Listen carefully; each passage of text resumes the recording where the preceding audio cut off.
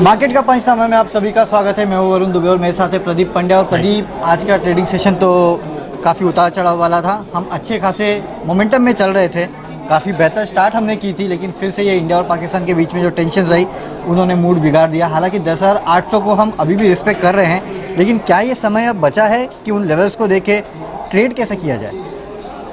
ये बहुत बड़ी मुश्किल है। लेकिन आप ये समझिए कि बाजार का अब तक का जो रिएक्शन है, हमें उसी को एनालाइज करने की कोशिश करनी चाहिए और ये समझने की कोशिश करनी चाहिए कि बाजार ने क्या कुछ खबरों को पचाया है। देखिए, ट्रेडर्स हमेशा ये मानते हैं कि प्राइस को सब पता है, बाजार को सब पता है। तो आज जो भाव है, आज जो लेवल है आपके सामने, आज जो पोजीशंस हैं आपके सामने, अब तक की जो खबरें आई हैं वो सब कुछ वहाँ पे डिस्काउंटेड हैं। 10,800 के ऊपर निफ्टी की और निफ्टी फ्यूचर्स की आज की क्लोजिंग ये कह रही है कि बाजार में दिन के दौरान नर्वसनेस जरूर दिखी, लेकिन ट्रेडर्स कोई अपनी तेजी की पोजीशन बहुत छोड़कर चले गए हों, काट कर चले गए हों, ऐसा नहीं है। 4 दिन की तेजी के बाद बाजार में कल और आज का जो मूवमेंट है, मेरा ऐसा मानना है कि काफी कुछ करेक्शन या कंसोलिडेशन ऐसे भी होना था, क्योंकि आप वन वे 600 से करीब 850 यानी 10,600 से 10,850 के ऊपर निकलते हुए दिखाई दिए, 10,900 की तरफ बढ़े। तो ये इसमें कोई खास सरप्राइज नहीं है। लेकिन इस खबर की वजह से वॉलेटिलिटी बढ़ गई है। इंडिया विक्स आपने देखा हो आज तो सुबह बहुत जोर से गिरा था और शाम होते होते फिर अब 18 की तरफ बढ़े। तो ये बता रहा है आपको कि थोड़ा फेयर है, जरूर वॉलेटिलिटी जरूर है, लेकिन निराशा या बहुत मंदी का व्यू कम से कम ट्रेड्स में देखने को नहीं मिल रहा है। एक और अच्छी बात वरुण, मैं आपको बताऊं आपके सवाल लेने से पहले कि कल जब शुरुआत में खबरें आई उस समय एक्सपर्ट्स ये कह रहे थे कि बाजार रिकवर हो रहा है, खरीदारी कर रहे होंगे। शायद इंश्योरेंस कंपनीज की, बैंक्स की, म्यूचुअल फंड की खरीदारी होगी। एक्चुअली खरीदारी तो वहां से आई, राइट। और तो कैश मार्केट में एफआईएस की ओर से हो गई है। तो आप कहेंगे उसमें कोटक को निकाल दीजिए, हाँ, वो बात अलग है। लेकिन आज अगर ये स्थिति उभरती है मेरे सामने, तो क्या मुझे अच्छे स्टॉक्स में खरीदारी कर लेनी चाहिए, इसे एज अ मौका देखना चाहिए, या फिर अभी दूर रहें जब तक ये टेंशन खत्म नहीं होती? ये बात आपकी सही है कि आपको बहुत सोच समझ कर खरीदारी करनी चाहिए। काफ़ी सारे ऐसे स्टॉक्स जो इस समय अट्रैक्टिव लेवल पर आ गए हैं, वहाँ पर एक आपको बॉटम फिशिंग का मौका मिल रहा है। तो मुझे लगता है कि खरीदारी बन रही है। जिस तरह से पोजीशंस बनी हैं, डिलीवरी वॉल्यूम्स अगर आप देखें, अगर आप बिल्डअप देखें भारत फोर्ज जैसे स्टॉक में मिसाल के तौर पे, तो वो आपको बता रहे हैं कि नहीं, व्यू थोड़ा लंबा लिया है ट्रेडर्स ने या इन्वेस्टर्स ने। ये बहुत शॉर्ट टर्म का छोटा सा बाउंस नहीं है। लेकिन ऐसे कुछ एक चुनिंदा स्टॉक ही आपको बाजार में मिलेंगे। और ध्यान रखिए, यहाँ से लेकर के और इलेक्शन तक की जो चिंताएं थी, कहीं ना कहीं एक्सपर्ट्स को ये भी लग रहा है कि ये जो हाल में टेंशन बढ़ा है, ये एक लो इंटेंसिटी झड़प अगर चलती रहती है कुछ दिनों तक और ये फुल फ्लेश्ड वॉर में बदलती हुई नजर आएगी, ऐसी संभावना कम है। तो ये अपने आप में देश में जिस तरह से राष्ट्रवाद का माहौल बेहतर हो रहा है, तो उम्मीद की जा रही है कि इससे दरअसल एनडीए को, नरेंद्र मोदी को फायदा होगा। और जो लोग पहले 200 सीट आने की बात कर रहे थे नरेंद्र मोदी के लिए, वो 250 की बात करने लगे हैं। ये सब अनऑफिशियल, मैं लोगों के अंदाजे की केवल बात बता रहा हूँ। बजट के पहले 250 था, बजट पे 200 हो गया और अब 250 हो रहा है। तो ये जो स्विंग है बाजार को, कहीं ना कहीं ये भी ख्याल है। और देखिए, बाजार में बहुत सारे ऐसे निवेशक हैं, इवन फंड मैनेजर्स हैं, पोर्टफोलियो मैनेजर्स हैं, उनसे आप पूछिए, वो सब कह रहे थे कि हमको मौका मिलेगा इलेक्शन के पहले, उसका इंतजार करके आप बैठे हुए थे। तो मौका तो आपको भाव में ही चाहिए ना, और क्या चाहिए?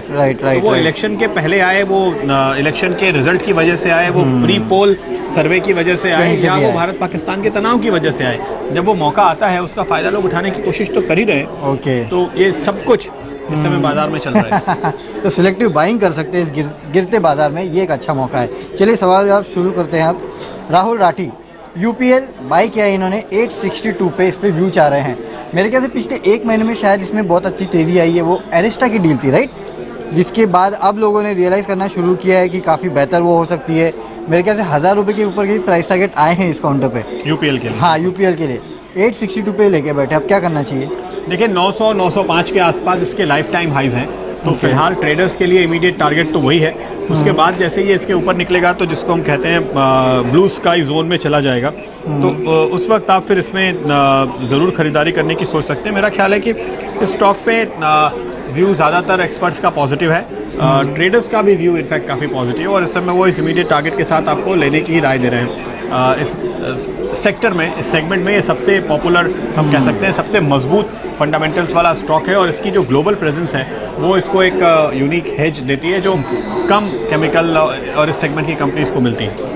और मेरे ख्याल से मैं कहीं तो पढ़ रहा था कि जो ट्रेड वॉर हो रहा है उसका भी फायदा इसको मिलने वाला है यूपीएल अच्छा, को। वो कैसे? हाँ, कुछ इनके प्रोडक्ट्स है जो शायद चाइना और यूएस के बीच में जो ट्रेड वॉर होगा उसके चलते इनके प्रोडक्ट्स की डिमांड जो है वो बढ़ने वाली है। शायद या तो चाइना यूएस को देता है या यूएस चाइना को देता है, एग्जैक्टली मुझे पता नहीं, याद नहीं है वो, लेकिन ये मैंने पढ़ा था, इतना मुझे याद है इसके लिए। चलिए, ये भी अच्छी बात है, लेकिन फंडामेंटल्स बेसिस पे भी मेरे हिसाब से स्टॉक में फिलहाल तो बाई है।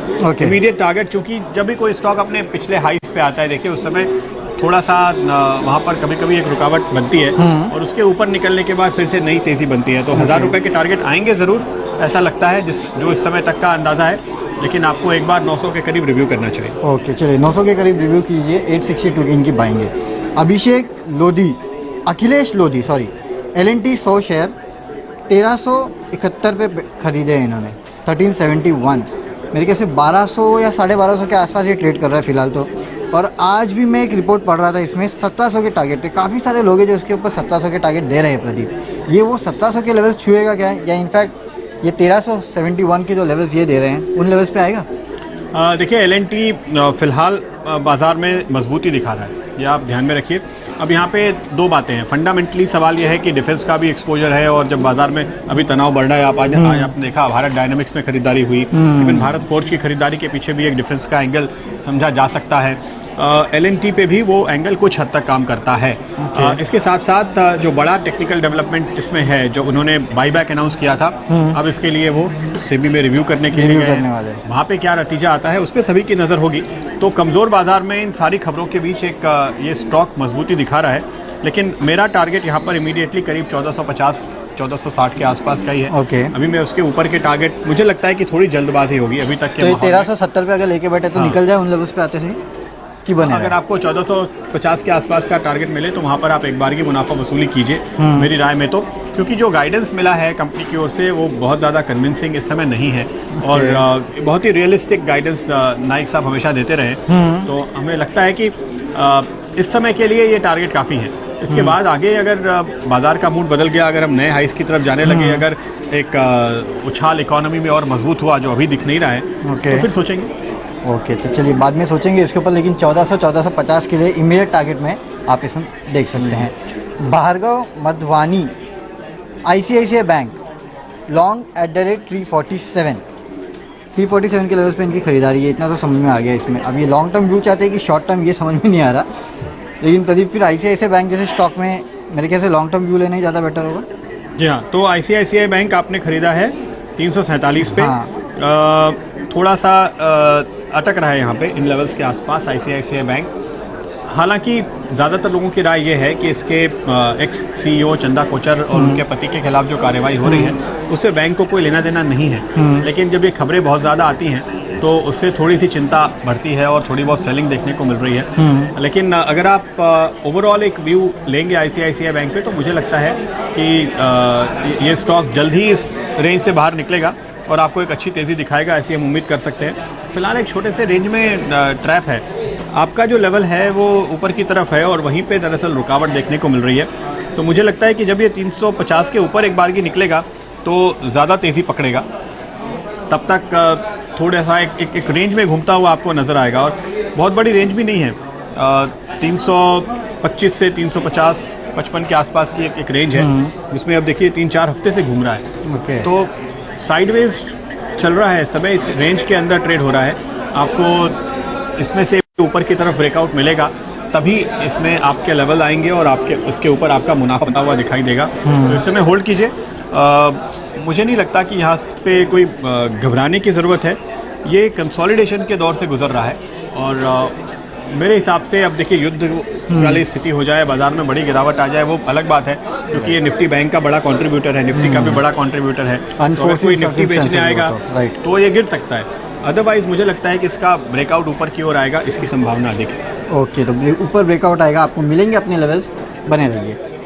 मार्कंडे गुप्ता विप्रो 317 रुपये 50 पैसे लॉन्ग टर्म के लिए व्यू पूछ रहे। प्रदीप, आज क्रेडिट स्विस की एक रिपोर्ट थी और वो ये कह रहे थे कि ये स्टॉक में अच्छी तेज़ी इसके लिए हुई है क्योंकि लोग मान के चल रहे हैं कि इसके मार्जिन सुधरेंगे। और 80 बेसिस पॉइंट के आसपास का मार्जिन सुधार ऑलरेडी लोगों ने इसमें फैक्टर इन कर लिया है, लेकिन वो कहते हैं कि इसके मार्जिन वॉलेटाइल रहेंगे, इतने अच्छे नहीं सुधरने वाले। पिछले 10 साल में तो ये कंपनी जो है अपने पीयर से हमेशा लैग ही करते हुए नजर आई है ग्रोथ में। तो 52 वीक हाई पे पहुंच गया था ऑलरेडी ये स्टॉक। अब यहाँ से क्या करना चाहिए? 317 रुपये 50 पैसे के आसपास इन्होंने लिया है, मेरे ख्याल से इसी रेट पे इनका 52 वीक हाई था स्टॉक का।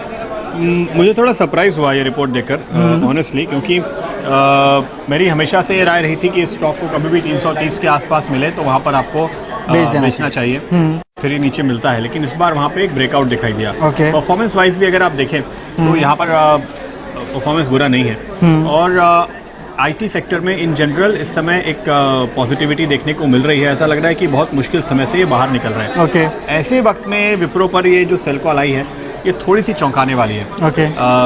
ज़्यादातर एक्सपर्ट्स इस समय ये कह रहे हैं कि अगर ये आपको नीचे आता है सेल कॉल की वजह से, यहाँ से और गिरता है थोड़ा, यानी वही 330, 35, 40 की रेंज में अगर कहीं मिलता है तो वो लेने के लिए बहुत ही अच्छा मौका होगा। चूँकि ये एक बड़े FII की रिपोर्ट है, इसलिए अब अगर आपको नई एंट्री लेनी है तो मुझे लगता है कि थोड़े गिरावट का इंतजार कर लीजिए। बहुत जल्दबाजी में आप यहाँ पर तुरंत एंट्री ना लें। लेकिन ये तो 370 पे लेके बैठे, लॉन्ग टर्म व्यू पूछ रहे हैं, तो आपको नीचे के स्तर पे आप 370 की कॉस्ट 317 ओके। मुझे लगा कि 370 तो अभी हुआ है। तो आप टिके रहिए, कोई दिक्कत नहीं है। मुझे नहीं लगता कि आपको यहाँ पे घबराना चाहिए। देखिए शॉर्ट टर्म में गिर सकता है।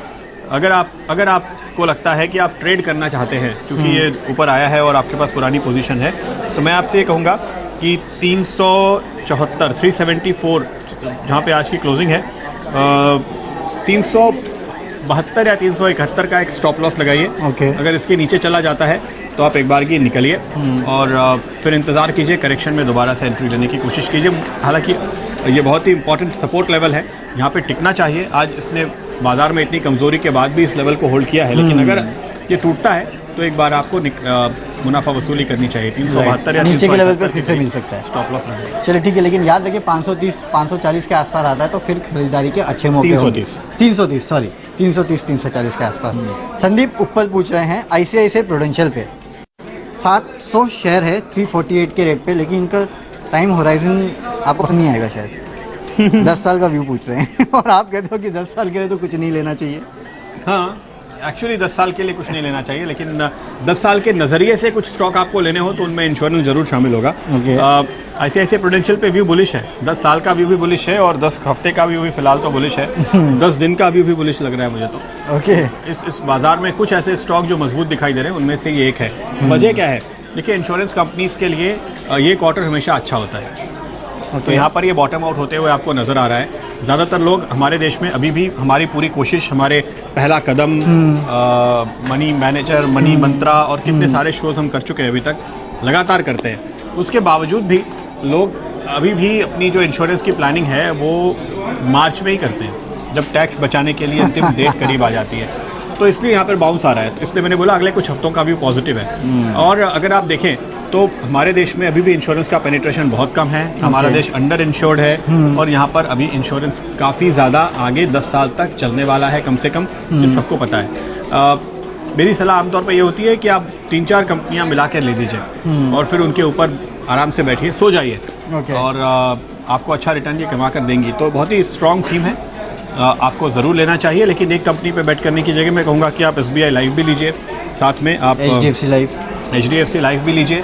प्राइवेट कंपनीज का एक पूरा पोर्टफोलियो बनाइए। ध्यान रखिए SBI लाइफ भी प्राइवेट कंपनी है, सरकारी बैंक उसका प्रोमोटर भले ही हो। तो 3-4 कंपनियों का एक पोर्टफोलियो बनाकर होल्ड कीजिए। ICICI लोम्बार्ड को भी शामिल कर लीजिए इसमें, क्योंकि ये भी कंपनी अच्छा कर रही है। ओके, तो इंश्योरेंस टीम काफ़ी अच्छी लगती है प्रदीप। चलिए ठीक है। सुकांता दाम, भारत फोर्ज 661, क्या करना चाहिए प्रदीप? इनके ऊपर से वो ट्रेड वॉर के बादल हट चुके हैं क्या? मदरसन सुमी चला, टाटा मोटर्स चला, भारत फोर्ज भी थोड़ा चला है। लोगों को ये लग रहा है एक्चुअली कि शायद ये सब कुछ रिजॉल्व होगा और इवन ब्रेग्जिट भी रिजॉल्व हो जाएगा, तो बाजार इनको डिस्काउंट करने की कोशिश कर रहा है इस समय। और एक पॉजिटिव रिपोर्ट आई थी, क्रेडिट स्विस की थी, फ्राइडे को एक रिपोर्ट आई थी मदरसन पे। उसके बाद उसने रफ्तार पकड़ी, फिर भारत फोर्ज उसमें शामिल होता हुआ नजर आया। तो ये तेजी के दौर में इस समय ये स्टॉक दिखाई दे रहे हैं।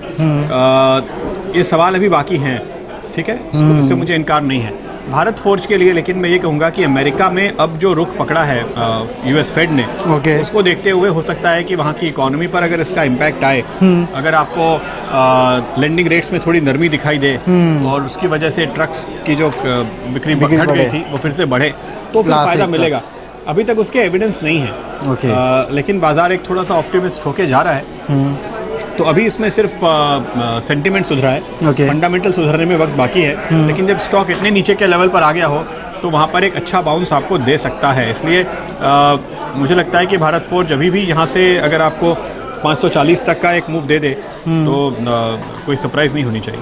540 का इनका, लेकिन 660 का क्या आसपास की पाएंगे? देखिए आपको फिर थोड़ा ना इंतज़ार करना पड़ेगा, क्योंकि बहुत ऊपर से गिरावट आई है। अभी ये बॉटम बनाने की कोशिश कर रहा है। आपके लेवल्स मुझे लगता है कि 2-3-4 क्वार्टर के बाद ही आपको मिल पाएंगे, साल भर बाद मतलब। अभी फंडामेंटल्स सुधरे नहीं है, तो मैं उतना ऑप्टिमिस्ट नहीं हूँ। हाँ, अगर आप चाहें तो एक बार इन लेवल्स पे एवरेज करने की कोशिश कर सकते हैं, इसमें कोई बुराई नहीं है। अच्छी कंपनी है, अच्छी कंपनियों में जब बड़ी गिरावट आ जाए तो वहाँ पर एवरेज करना चाहिए। आमतौर पर मैं एवरेजिंग की सलाह नहीं देता हूँ, लेकिन जब अच्छी कंपनी हो और वहाँ पर आपको अच्छे काफ़ी नीचे के लेवल मिल रहे हो तो वहाँ पर ये स्ट्रैटेजी अपनानी चाहिए। चलिए ठीक है, एक आखिरी सवाल लेता हूँ प्रदीप। रत्ना देवनाथ भारतीय इंफ्राटेल 295 पे खरीदे हैं इन्होंने। व्यू इन्होंने बोला नहीं है कि कितने टाइम का है, लेकिन 295 पे खरीद के बैठे, हाल फिलहाल की पाएंगे मेरे ख्याल से। 295 तो आज की क्लोजिंग के आसपास के ही लेवल है। तो आप एक काम कीजिए, सबसे पहले तो 283 पर एक स्टॉप लॉस लगा लीजिए। अगर इसके नीचे जाए तो निकल जाइए। ये स्टॉक दरअसल मजबूत है, इस समय बाजार के मूड बिगड़ने की वजह से इसमें गिरावट आ रही है। अदरवाइज ये स्टॉक अपना एक बॉटम बना चुका है। पिछले कुछ हफ्तों के दौरान जो रिपोर्ट्स आई हैं अलग अलग ब्रोकरेजेस की, उन सभी का व्यू यही बनता है कि देखिए भारतीय इंफ्राटेल में क्या हुआ था कि चूंकि काफ़ी कंसोलिडेशन देखने को मिल रहा था, जैसे वोडाफोन और आइडिया के बीच में मर्जर हो गया, या फिर रिलायंस कम्युनिकेशन का कारोबार काफ़ी श्रिंक हो गया, टाटा टेली का भी वही हाल हुआ, कारोबार बढ़ाया टाटा टेली। तो ये जो सारे ये अपने जो खंबे हैं, जो टावर्स हैं, जो ये भाड़े पर देते हैं, हम कह सकते हैं रेंट पे देते हैं, वो टेनेंसी जो इनकी भाषा में है, मैं कोशिश कर रहा हूँ थोड़ा हिंदी बोलने की, तो वो टेनेंसी थोड़ी कम होती जा रही थी। अब वो अपने बॉटम पे आ गई है, तो अब और बिगड़ेगा नहीं हाल, बल्कि सुधरेगा। और इन्होंने थोड़े पैसे भी वसूल कर लिए वोडाफोन आइडिया से, तो उसको देखते हुए अब एनालिस्ट का व्यू काफ़ी क्वार्टर्स के बाद इस पर पॉजिटिव हुआ है। इसलिए आपको यहाँ पे नेगेटिव नहीं होना चाहिए, थोड़ा लंबा व्यू लेकर के टिके रहने की भी कोशिश आप कर सकते हैं। मेरा ख्याल है कि ये स्टॉक आपको 350 तक के लेवल दिखा सकता है आने वाले कुछ हफ्तों में। चलिए, तो टेनेंट कम हुए तो टेनेंसी कम हुई, तो उसकी वजह से हालत ख़राब हुई, लेकिन अब यहाँ से बाउंस बैक देखने मिल सकता है 350 तक के लेवल से।